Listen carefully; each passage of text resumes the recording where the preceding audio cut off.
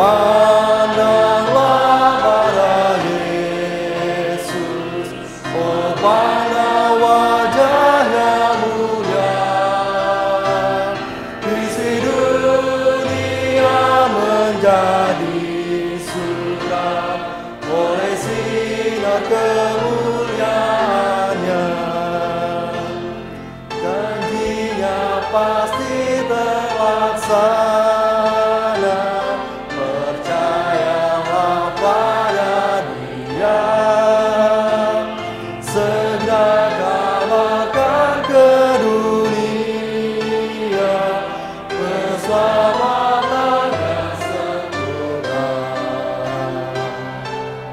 Pandanglah pada Yesus, oh pandang wajahnya mulia.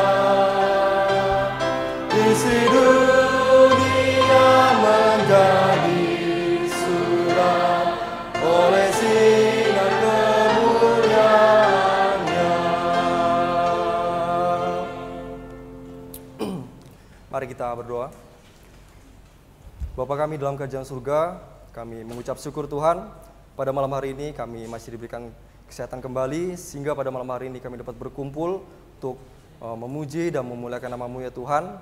Dan nanti juga kami akan mendengarkan firman-Mu, dan kami juga akan menaikkan pokok doa kami ya Tuhan. Kiranya Tuhan pimpin cara kami pada malam hari ini, mulai dari awal, pertengahan hingga akhirnya nanti. Terima kasih Tuhan, kami serahkan waktu selanjutnya, hanya di dalam nama Tuhan Yesus Kristus, kami telah berdoa dan mengucap syukur. Amin. Dan saya masih mengajak kembali Bapak Ibu Saudara-saudara semua untuk bernyanyi. Kita akan bernyanyi bersama dari nomor 183. Dari buku hymna kita nomor 183.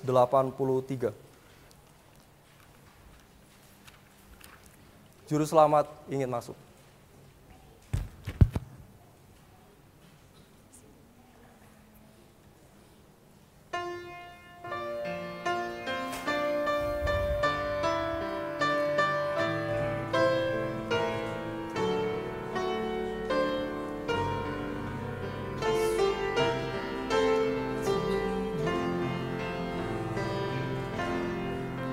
Juru selamat ingin masuk hatimu. Mengapa kau membisu? Tak ada yang dapat memisahkanmu. Apakah jawabanmu?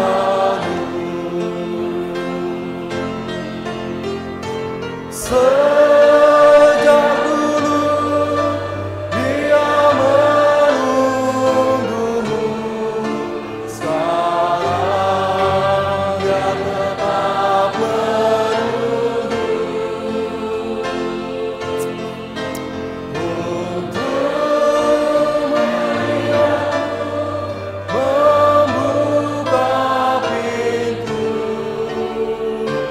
dan masuk di hatimu. Jika kau membuka hatiku Tuhan, Dia akan menyambut senang. Hadirnya hapuskan semua kegelapan, hatimu jadi senang. Sejak dulu Dia menunggumu, sekarang Dia tetap menunggu untuk melihatmu membuka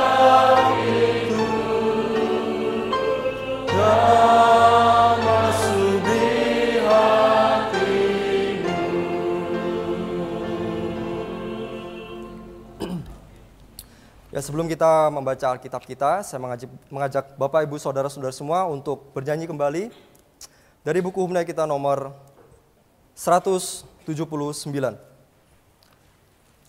Dari nomor 179. Adakah tempat buat Yesus?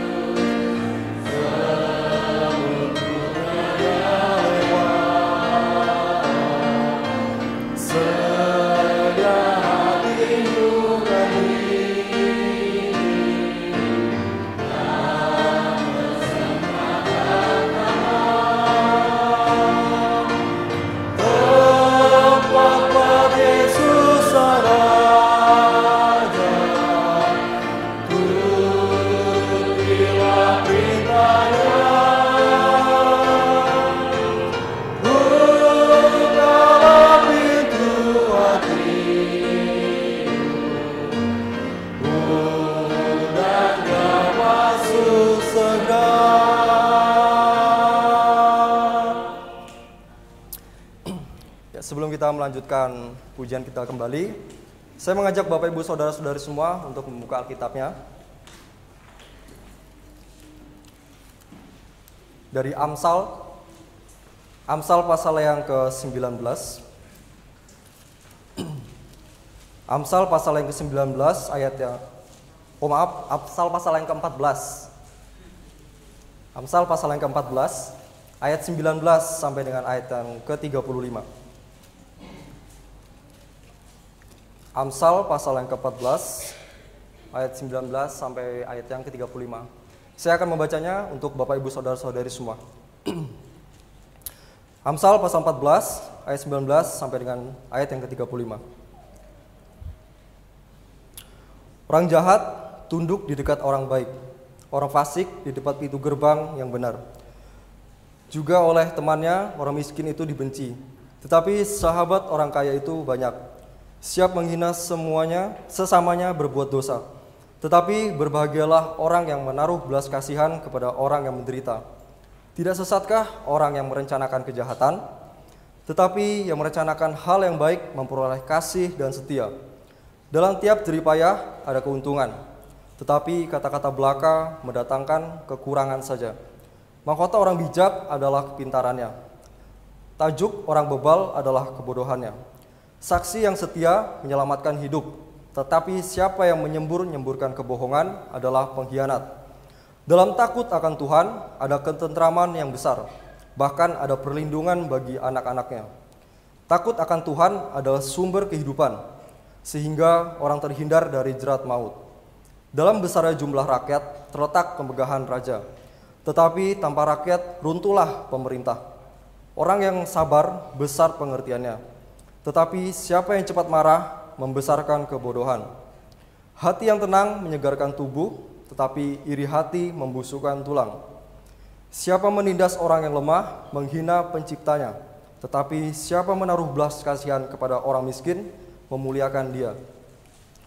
Orang fasik dirobohkan karena kejahatannya, tetapi orang benar mendapat perlindungan karena ketulusannya. Hikmat tinggal di dalam hati orang yang berpengertian, tetapi tidak dikenal di dalam hati orang bebal. Kebenaran meninggikan derajat bangsa, tetapi dosa adalah noda bangsa.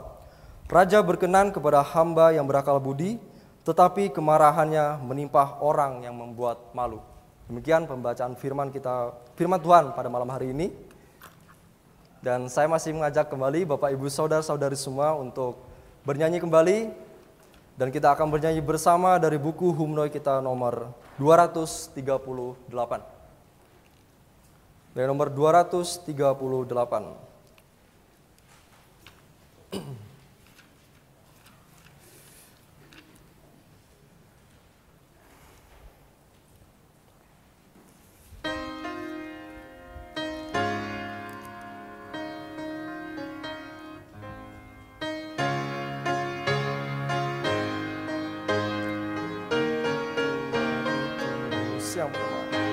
Ku suka memberitakan selamat, anugerah Yesus penebus, oleh Tuhan penuh rahmat, umatnya telah ditebus.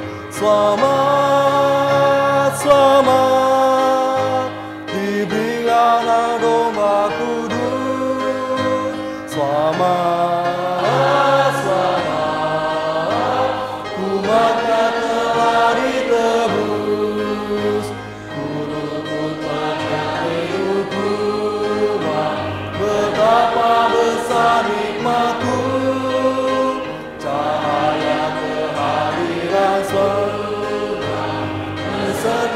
aku selalu selamat, selamat, diberikan domba kudus. Selamat, selamat, umatnya telah ditebus.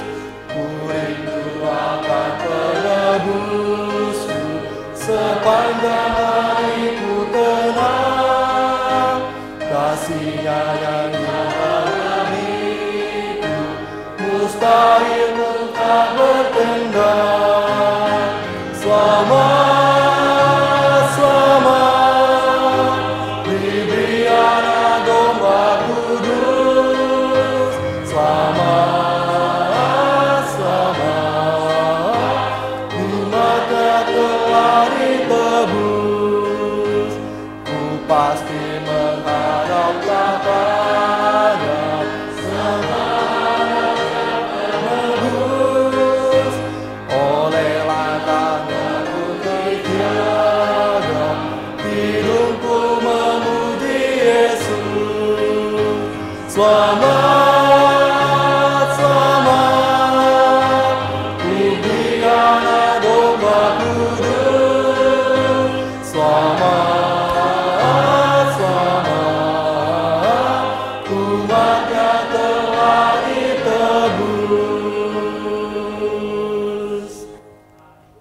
Ya, sebelum kita mendengarkan kebenaran firman Tuhan, kita akan menyanyi satu kali kembali.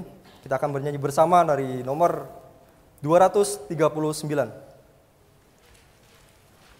Dari nomor 239.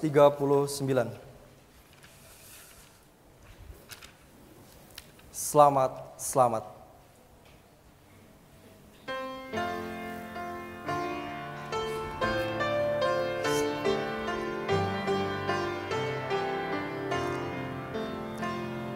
Ku suka memberitakan selamat anugerah Yesus penebus, olehnya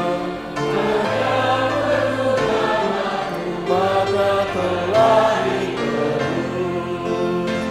Selamat, selamat, diberikan kudus. Ku suka memberitakan selamatku, maka telah ditebus. Yang ketiga, ku rindu menebusku sepanjang hariku kenal kasih-Nya, yang dalam bagiku mustahil lupa berdendam.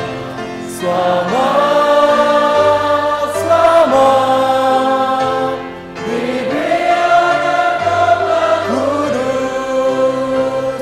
Ku suka memberitakan selamatku, maka telah ditebus.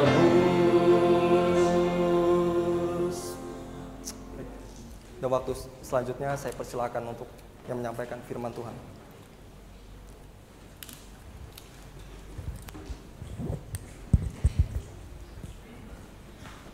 Selamat malam jemaat sekalian.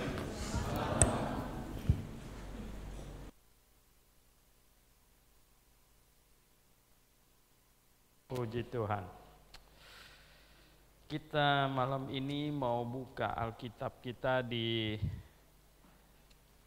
1 Timotius pasal 4. 1 Timotius pasal 4. Kita baca ayat 1 sampai 5. 1 Timotius pasal 4 ayat 1 sampai 5. Saya membacanya. Tetapi Roh dengan tegas mengatakan bahwa di waktu-waktu kemudian ada orang yang akan murtad, lalu mengikuti roh-roh penyesat dan ajaran setan-setan. Oleh tipu daya pendusta-pendusta yang hati nuraninya memakai cap mereka. Mereka itu melarang orang kawin, melarang orang makan makanan yang diciptakan Allah, supaya dengan pengucapan syukur dimakan oleh orang yang percaya dan yang telah mengenal kebenaran.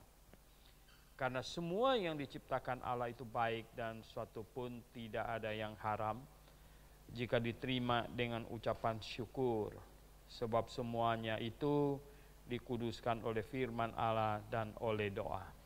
Kita berdoa. Bapa di sorga, kami mengucap syukur atas firman yang dicatat, ditulis oleh Rasul Paulus, tentu oleh inspirasi yang Kau berikan, sehingga hari ini bisa menjadi patokan pengajaran bagi kami dan memberi informasi kepada kami keadaan di masa-masa akhir ini. Tolong kami Tuhan, pimpin kami semuanya. Dalam nama Tuhan Yesus kami berdoa. Amin. Roh dengan tegas mengatakan bahwa di katanya waktu-waktu kemudian panjang sebenarnya, itu ada orang yang akan murtad dan mengikuti roh-roh penyesat dan ajaran setan-setan dan seterusnya. Mengapa bisa terjadi begitu?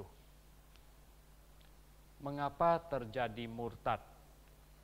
Mengapa sampai orang mengikuti ajaran setan-setan? mengapa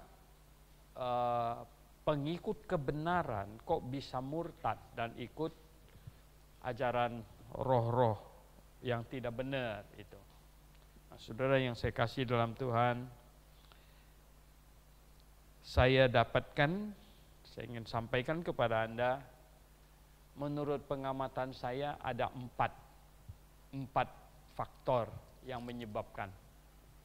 Terutama sebenarnya di sekarang ini zaman akhir ya. Sebenarnya 10 tahun terakhir ini, ya 10-15 tahun terakhir ini, dunia bergejolak. Ya, dunia bergejolak sejak ditemukannya handphone, smartphone, ya, yang di dalamnya ada kamera, sehingga tidak lagi cuci foto, semua orang, dan kemudian media sosial yang muncul, Facebook, WhatsApp, semuanya, semua orang jadi wartawan, semua orang selfie dan masuk ke Facebook, segala macam model, ya, sampai yang paling kalem hingga yang paling genit, gitu. Ngawurnya pun, minta ampun. Ya. Jadi dunia ini berubah total ya, sebenarnya situasi dunia ini 10-15 tahun terakhir. Sangat mengerikan sebenarnya, dan degradasi moral sedemikian rupa sehingga orang yang berpakaian rapi justru adalah minoritas dan orang yang dianggap tidak waras dibandingkan dengan mereka yang ngawur-ngawur itu. Nah, inilah situasinya sekarang ini. Nah, saudara yang saya kasih dalam Tuhan, terjadinya murtad ada 4 faktor. Yang pertama, karena informasi yang melimpah. Ya, karena informasi yang melimpah. Tadi saya katakan bahwa ini zaman informasi. Zaman informasi yang banyak sekali ya.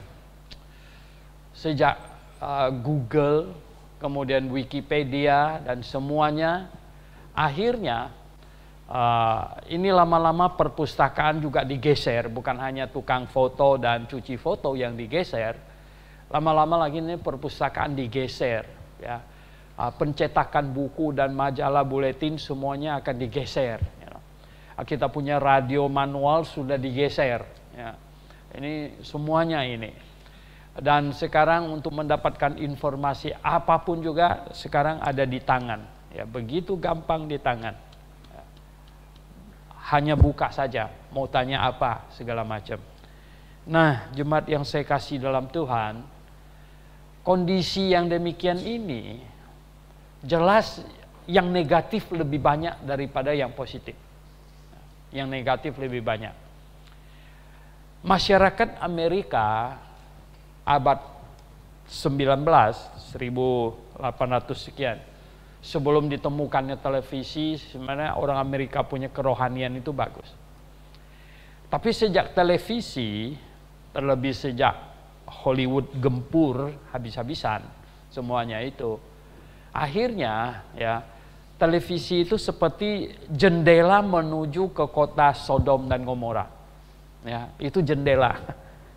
Saudara, ya. Karena apa? Tiap hari lihat ke jendela itu, jadi lihat kota Sodom terus tiap hari. Anda bisa bayangkan, kira-kira orang tuanya tidak rusak karena dia sudah pohon yang sudah tegak, besar, susah dibengkokkan, tapi anak-anaknya rusak. Ya. Ini situasinya. Nah, saudara yang saya kasih dalam Tuhan, informasi yang melimpah, yang sebenarnya lebih banyak negatifnya daripada positif. Ini sungguh ya, sulit untuk menyaringnya, saudara. Sulit untuk menyaringnya. Saya tidak tahu bagaimana keadaan orang-orang Anabaptis Amish di Amerika, di Pennsylvania. Tempo hari saya ke Amerika, saya bilang saya mau pergi lihat 3 tempat, yaitu Museum Penciptaan, Creation Museum, kemudian Museum Museum Kapal Nuh, ya, dan Museum Alkitab. Tiga-tiganya saya sudah lihat.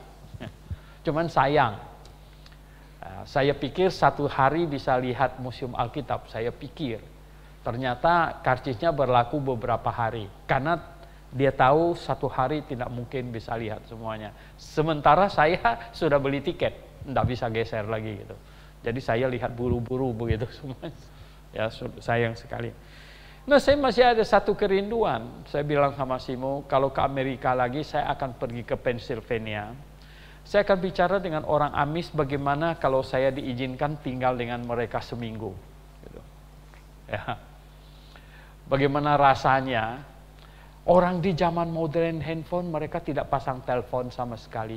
Mereka tidak punya televisi. Mereka tetap masih pakai lampu minyak. Ya. Dan orang semua sudah naik mobil, dari yang mesin sampai yang listrik, mereka pakai kuda. Mereka tidak mau dipengaruhi oleh teknologi. Wah, saya betul-betul sebenarnya sangat heran, sangat takjub gitu. Sangat takjub ya. Kenapa? Lah, kita tidak ada wifi saja repotnya bukan main gitu rasanya. Nah, bagaimana mereka bisa? Ya, itu yang saya bilang, saya takjub sebenarnya. Saya kepingin, boleh nggak saya tinggal sama kalian seminggu gitu. Saya mau rasakan, bagaimana mereka ya ikut kegiatan mereka semuanya, ya pergi ke kebunnya, ke ladangnya, coba lihat begitu. Nah, saudara yang saya kasih dalam Tuhan, ya, nah mereka walaupun tidak 100%, tetapi persentasenya besar, memelihara, menyimpan iman, ya, dan pengajaran kekristenan. Sedemikian rupa sebenarnya. Ya. Nah, sedangkan Kristen lain yang mengikuti bergeraknya zaman dan bergeraknya teknologi segala macam, kita sepertinya seolah-olah mencemplungkan diri kita ke dalam cobaan, gitu. Mencemplungkan diri kita hanyut ya ke dalam suasana dipengaruhi oleh teknologi dan semuanya. Nah, saudara yang saya kasih dalam Tuhan, maka itulah banyak murtad sebenarnya, banyak murtad. Orang Kristen di Amerika Baptis abad 19 sebenarnya abad cemerlang mereka. Itu sebelum ditemukannya televisi dan segala. Sejak ditemukannya televisi, itu keadaan kekristenan di Amerika yang fundamental itu makin menurun terus. Gitu. Saya katakan tadi, yang tua bisa bertahan, tetapi yang muda tergeser, ya, tergerus oleh arus yang begitu kuat. Gitu. Sulit. Gitu. Nah, faktor apa lagi yang membuat orang murtad? Yang kedua adalah karena informasi banyak, kita masuk ke dalam zaman kebebasan, maka bidat-bidat dan kesesatan juga makin banyak. Makin banyak. Saudara yang saya kasih dalam Tuhan, abad 19 bidatnya masih bisa dihitung, ya. Hoekema menulis sebuah buku The Four Major Cults, ya. Itu melis 4 bidat utama, yaitu Advent, Saksi Yehova, Christian Science, dan Mormon, ya. 4. Nah, saya ada tulis artikel 4 bidat bahkan 6, karena saya tambahkan karismatik sama Calvinisme ini. Jadi sebenarnya ini 6, ya. Nah, padahal ya, ini di abad 21 ini sekarang ini, itu bidat itu bertambah banyak sekali, ya. Banyak sekali. Susah dihitung. Karena mereka seperti sel yang memecahkan diri juga. Nah, kita tahu bahwa gerakan Pantekosta yang disetat di Richard Sparling, kemudian Charles Parham, dan kemudian William Seymour di Azusa Street itu digenjot di situ. Itu tahun 1906. Ya, 1906. Awal abad 20. Saudara yang saya kasih dalam Tuhan, kemudian mereka memecah seperti sel memecah diri itu. Sehingga dulu ada holy laughter yang ketawa terus gitu. Ini ya holy laughter ya, memecah menjadi full gospel. Jadi menjaring orang bisnis, mereka ada full gospel gitu.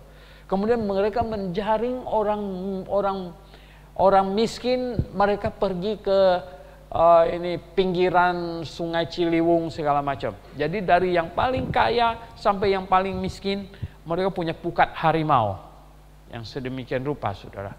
Ya, hebat sekali, saudara yang kasih. Nah, Calvinisme juga seperti sel yang memecahkan diri, gitu. Anda lihat Calvinisme itu macam-macam. Sebenarnya yang memberi nama gerejanya Reform dan Presbyterian itu pasti Calvinis. Ya, karena gereja Reform ya seperti gereja Baptis. Gereja Baptis ya sudah pasti Baptis gitu. Ya, tapi ini gereja Reform sama Presbyterian ini pasti Calvinis. Tetapi Calvinisme masuk ya toh. Hampir semua gereja suku di Indonesia dari GKI, Gemim, Gemit, Gemis, Gemih gitu ya noh. Iya. Itu Gemim itu Minahasa, ya Gemit itu Timur, ya no? Gemis itu Sanger, ya Gemih itu Halmahera, ya hanya. Jadi semuanya itu sampai yang ke barat di sana, ya itu kan Timur, ya no? Kemudian ke barat di sana itu HKBP, BNKP, BPKB segala macam. Aduh, ada. Ya ada gereja itu ya. Macam-macam BKPK segala macam. Waduh, sampai ada gereja yang diberi nama Gereja Yakin Hidup Sukses. Ya, gereja yakin ini ya GYHB ya, Gereja Yakin Hidup Sukses. Wah, ada itu. Luar biasa. Nah, saudara yang saya kasih dalam Tuhan, itu banyak sekali ya. Ya, jadi, nah karena banyak, akhirnya dia menyediakan peluang, gitu, peluang, ya, wow. Sehingga bayangkan ya, ketika seseorang mau membeli barang asli, ya, di antara 10 itu satu yang asli, berarti kemungkinan dia disalah pilih gitu, kebeli yang tidak asli, itu 90%. Dari 10 barang, satu benar, 9-nya salah. Nah tapi, saudara yang saya kasih dalam Tuhan, kalau ada 100 barang, satu benar gitu, nah mau beli yang benar itu, barang yang asli itu, dari 100 cuman satu, itu berarti chance-nya salah pilih itu berapa persen sudah? Ya, itu 99%. Saudara yang saya kasih dalam Tuhan, makanya saya katakan tadi, karena bidat-bidat dan ajaran sesat makin banyak, orang mendapatkan pengajaran yang benar sudah semakin sulit. Makin sulit. Pilihannya banyak dan memilihnya makin bingung, sudah pasti punya, makin bingung bagaimana ini ya loh. Dan ini Franz Hafner ya, dia bilang jangan bodoh, iblis tidak melawan agama, iblis membuat agama yang semirip mungkin dengan yang benar, sehingga orang Kristen yang baik tidak berani melawannya. Sangat benar itu ya. Iblis tidak sebodoh itu katanya melawan agama. Tidak, dia bikin yang makin mirip dengan yang asli, itu justru yang makin bahaya. Itu yang semakin bahaya. Nah saudara yang saya kasih dalam Tuhan, sungguh luar biasa. Jadi bidat dan kesesatan yang melimpah. Nah, ini bisa menjadi faktor orang murtad. Yang ketiga, roh jahat bekerja keras. Mengapa roh jahat bekerja keras? Sebenarnya iblis sangat tahu termnya, masanya. Ya loh. Biasanya presiden saja, wah, term pemerintahannya mau selesai nih, Jokowi tinggal 2 tahun. Sehingga semua pekerjaan dikebut, betul nggak? Ini bangun ibu kota Nusantara, dikebut ini sekarang, dikebut habis. Ya kenapa? Ya minimal Pak D kita bisa tinggal di situ beberapa bulan lah, ya toh. Kalau tidak selesai sampai tahun 2024, waduh, dia bikin untuk orang lain tinggal. Ya. Maka itu dia gempur sekarang kerja keras. Saudara yang saya kasih dalam Tuhan, iblis tahu nggak masanya bakalan habis? Ya. Oh dia tahu. Ya, dia tahu. Ketika dia menyadari masanya makin pendek, wow, ya, dia bekerja sedemikian rupa. Nah, ada satu buku yang baik yang ditulis oleh Dave Hans, ya toh, yang berjudul Occult Invasion. Ya, sangat tebal sekali bukunya. Occult Invasion itu. Dia berkata sebenarnya dunia sekarang ini sudah habis diinvasi oleh iblis. Ya. Cuman dia ganti nama menjadi lebih halus dan sophisticated. Ya.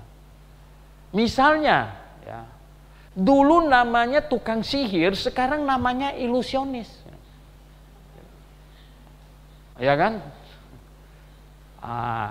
Itu dulu namanya tukang sihir. Orang dengar tukang sihir, semua orang dengar kaget. Hah? Masa kau pergi itu nonton tukang sihir, ya loh? Misalnya, ya enggak? Tapi sekarang diganti namanya jadi ilusionis, ya enggak? Jadi nonton gitu. Wah, seru ya, ikut ketawa, ya loh. Ikut mensukseskan acaranya. Bisa bayangkan. Ya enggak? Dulunya itu adalah tukang sihir yang pawang hujan gitu. Waduh. Sekarang itu katanya apa? Wih, gajinya tinggi katanya. Saudara yang saya kasih. Jadi begini ya. Tidak heran bahkan ya, ini iblis ya mengganti nama jadi yang lebih cakep, yang lebih halus. Bahkan iblis bisa jadi pengkhotbah, bisa nggak? Apa susahnya, betul nggak? Kira-kira iblis jago nggak khotbah? Hah? Jago, dia pasti jago. Ya. Kalau dia ikut tanding kontes khotbah kita, habis kalian semuanya. Dia borong semua itu. Karena iblis jago khotbah, sudah pasti itu. Ya.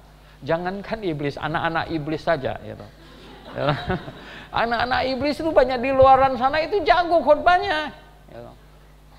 Tadi saja saya buka di HP itu ya, sekali dia berteriak gitu ya. Wah, Simu bilang, kok kamu dengar yang begitu? Enggak, saya bilang, saya cuma mau lihat itu dia tuh apa ada yang kasih video pendek yang tunggu puasa sekali bunyi itu dia langsung wah mau minum gitu kan. Tahu-taunya tes speaker katanya gitu kan. Nah, saudara yang saya kasih dalam Tuhan. Jadi iblis ini tahu termnya mau habis gitu loh. Bagaimana dia tidak bekerja keras? Kebut habis ini. Wow, ya. Ini siang malam. Dan dia ganti nama-nama yang masa lalu jelek. Ya. Masa lalu tukang apa ini dukun. Dulu namanya dukun, tapi sekarang katanya apa? Orang pintar. Iya kan? Dulu namanya dukun, dia bilang, kau kok pergi ke dukun katanya, ya enggak? Wah, nggak bener, kamu kedukun. Gitu. Sekarang itu apa? Kita pergi cari orang pintar. Sampai ada yang guyonnya, kenapa dukun sekarang disebut orang pintar? Karena yang datang orang bodoh.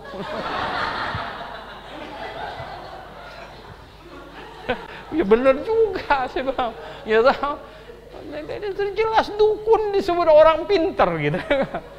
Ya, yang datang bodoh. Saya ini nggak bisa jadi pelawak. Kenapa saya bilang, kenapa pelawak itu ya, saya lihat mereka pelawak itu yang standing committee, orang ketawa setengah mati, dia nggak ketawa gitu. Kalau saya ketawa duluan. Aduh, iya saya nggak bisa jadi, tapi pelawak mati muda semuanya. Ya, lo kenapa atau nggak? Itu mungkin yang buat dia mati itu nahan itu, jadi orang lain ketawa, dia nggak ketawa.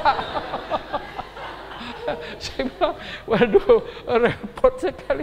Nah, saudara yang saya kasih dalam Tuhan, ya, coba bayangkan ya, tukang sihir jadi ilusionis itu, dukun sekarang jadi orang pintar semua. Jadi dia ubah semuanya.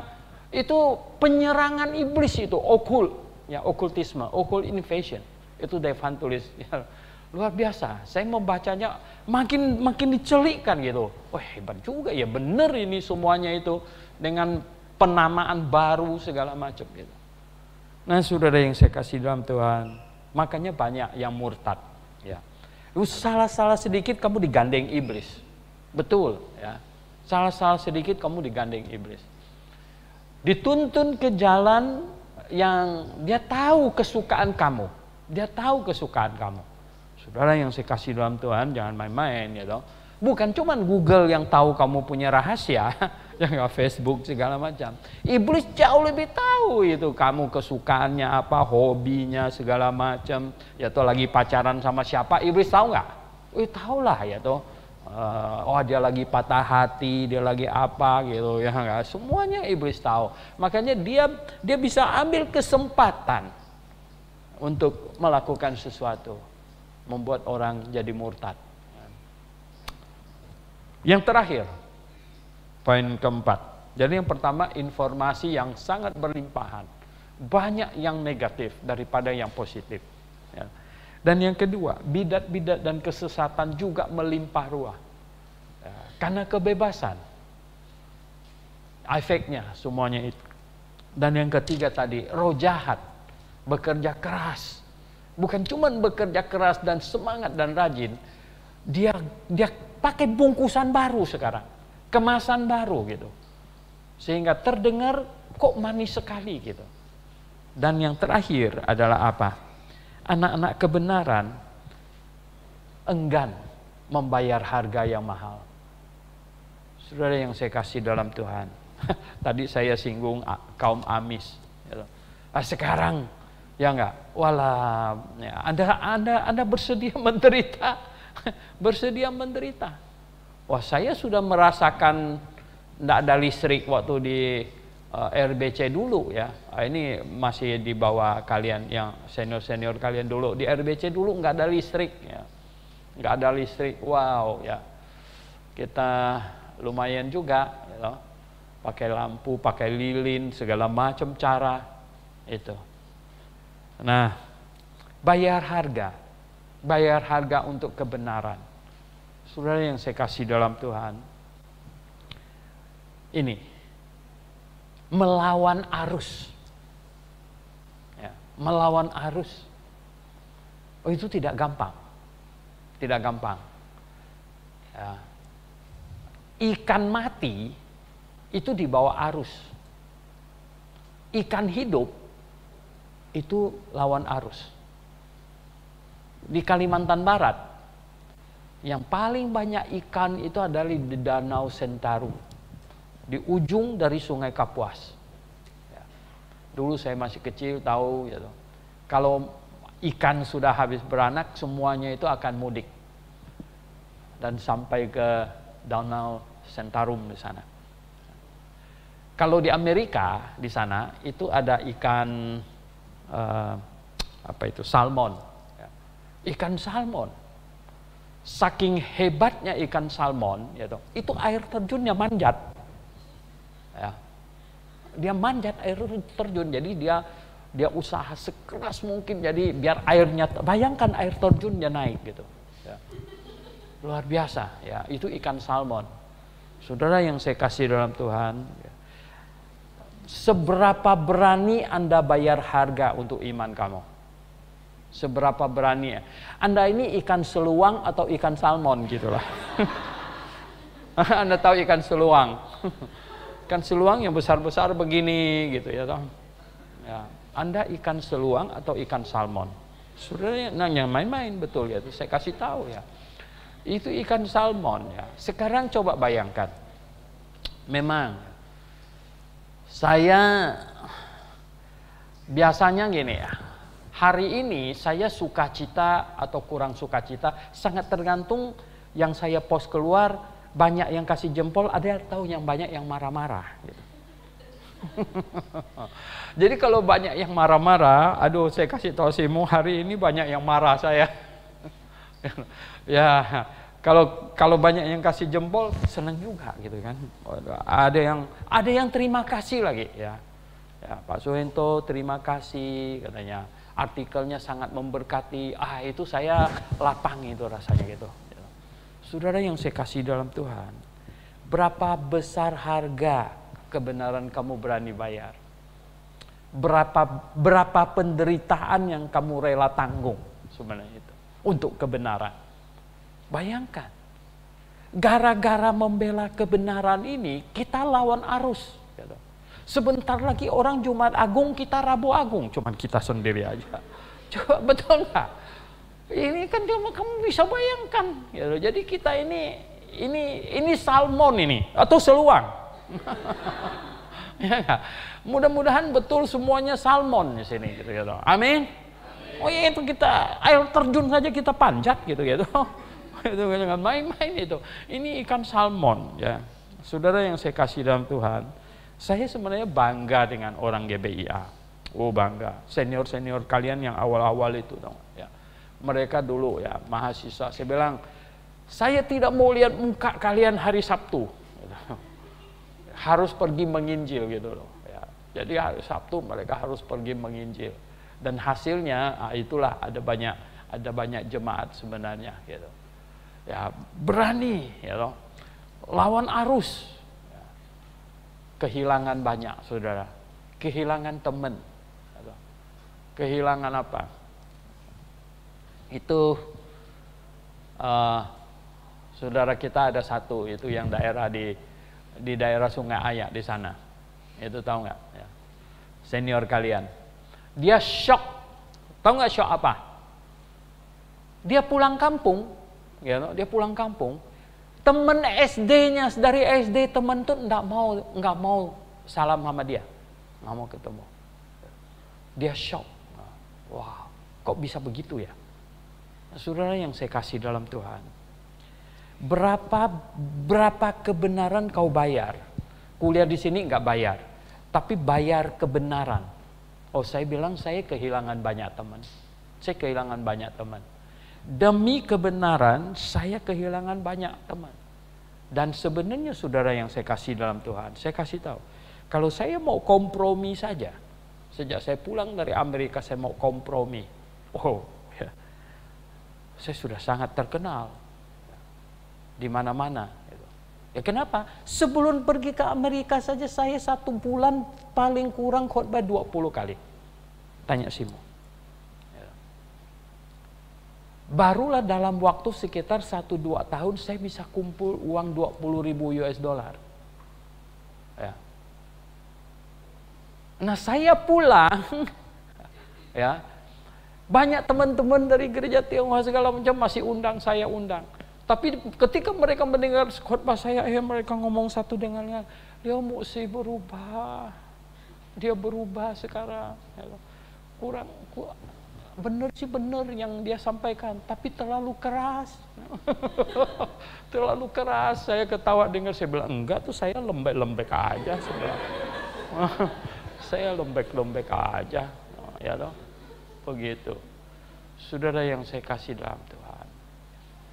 Sampai ada satu ibu pendeta Sabtu malam dia telepon saya, Leo Musa, dia bilang, Saya dengar-dengar kamu tidak setuju dengan pengakuan iman rasuli. Situ sencing dia. Dia pakai Mandarin sama saya. Benar tidak?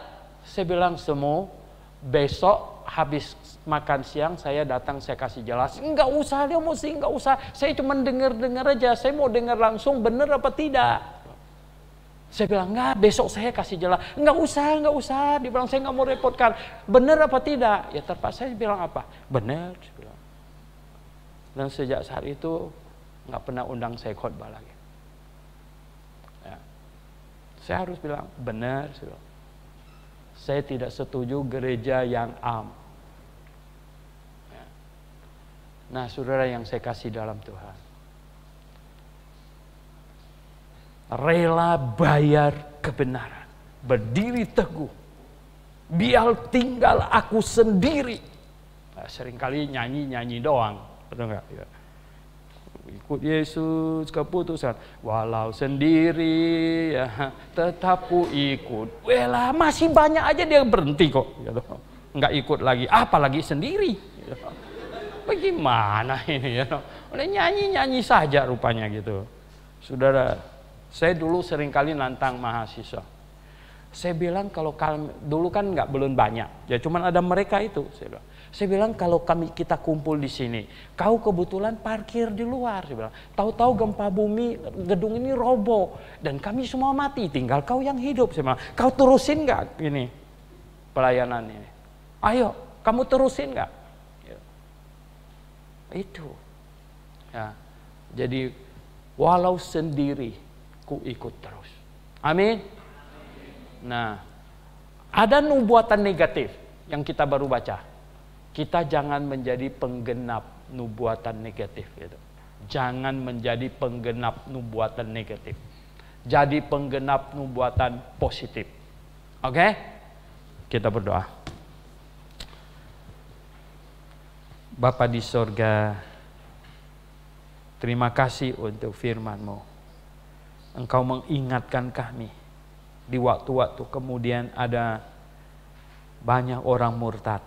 Tuhan, kami tidak mau menggenapi nubuatan negatif. Tuhan, pimpin kami semuanya. Tuhan, tolonglah kami supaya kami teguh dan kami bisa meneguhkan orang lain juga. Tuhan, tolonglah kami. Kami berdoa dengan segenap hati. Dalam nama Tuhan Yesus kami berdoa. Amin.